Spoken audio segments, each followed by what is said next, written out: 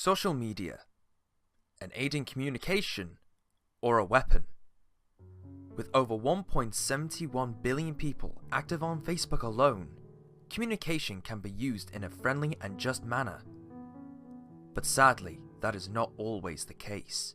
What is cyberbullying?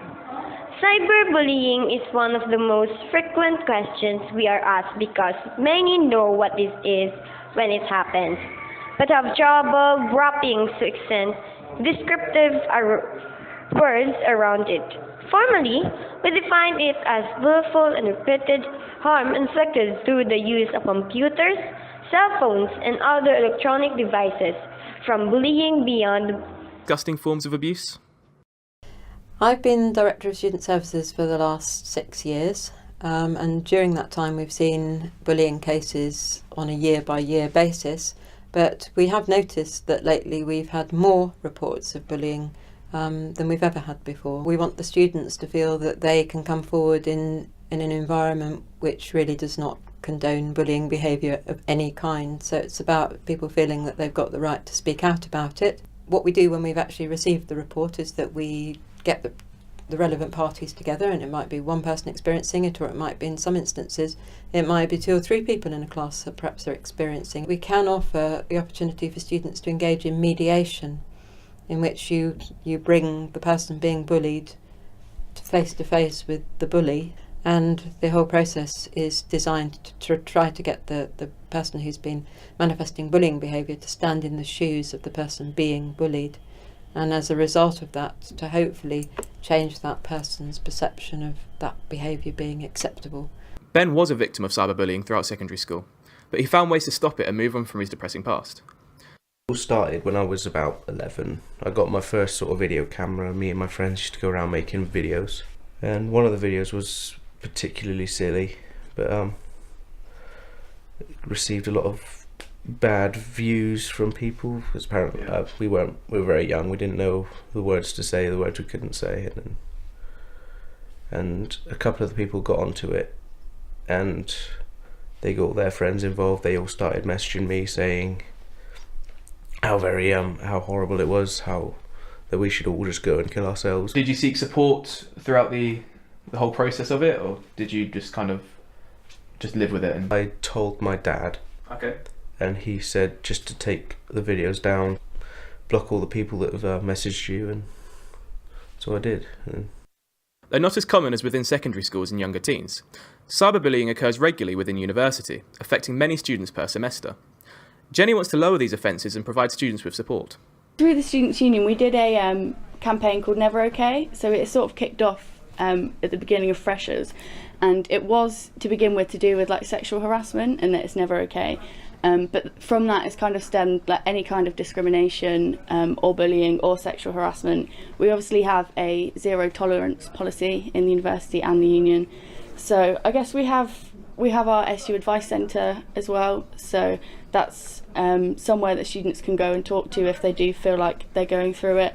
It's completely separate from the university. There are loads of different advisors, so you can either make a telephone call, do it through Skype, or drop an email, or they do some like drop-in sessions as well. Melanie, now 19 and a university student, experienced cyberbullying for numerous years throughout her secondary school education. This one girl, she just kept pestering me online, so she wouldn't leave me alone. They were like, "Oh, come here and I'll do this," like the punching, kicking acts and all this. Just kind of really violent messages. And did you seek any support throughout the experience? No. Not at all? No. George Carter is an ICT apprentice at a local school within High Wycombe. Ambassador Scheme is something that's run by Bucks County Council. They train up some sixth formers in how to control different aspects of sort of safeguarding and e-safety itself. We train the sixth formers up, and they sort of deliver presentations to anyone in key stage sort of 2 and 3. So we had one case where one of our students was turning 39 on Facebook, yet they were only in year 7. So it shows the different style of no one's meant to be on Facebook until they're sort of 14 to 16 age group. Yet we've got these sort of 12-year-olds turning 39 Though not a direct victim of online bullying, John has experienced one of the worst possible outcomes of cyberbullying. Actually, I didn't suffer from online bullying. It was personally my boyfriend. On Instagram, he came out, and there were a lot of people who gave him a lot of shit for it. And then, he got affected by that, and I tried to support him, but he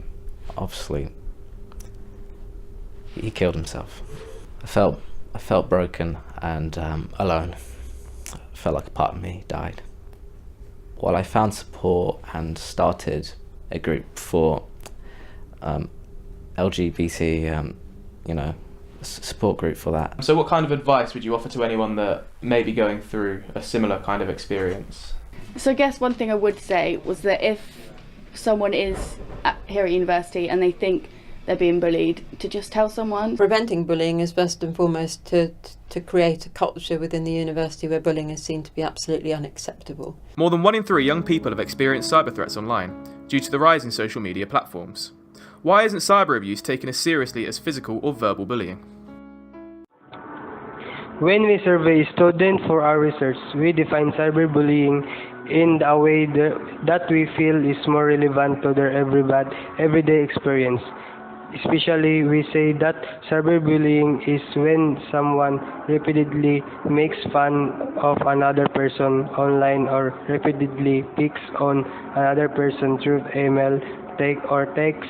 When someone posts something online about another person that they don't like. We also asked about specific behavior that might constitute cyberbullying, such as hurtful comments, threats, rumors, picture or videos posted or circulated online. Depending on the circumstance, this experience could constitute cyberbullying. Also, we must mention that we tend to explicitly focus our attention on adolescents when we refer to cyberbullying. Many people use the term bullying to refer to a wide variety of behaviors between individuals of varying ages. We feel, through, that it is more appropriate to reserve the term bullying, and therefore also cyberbullying for the kids, for the behaviors often occur among adults as well. It is not usually proper to call the incident bullying. We acknowledge that there is some debate about this distinction, but we want to be clear who and what we are focusing in our research.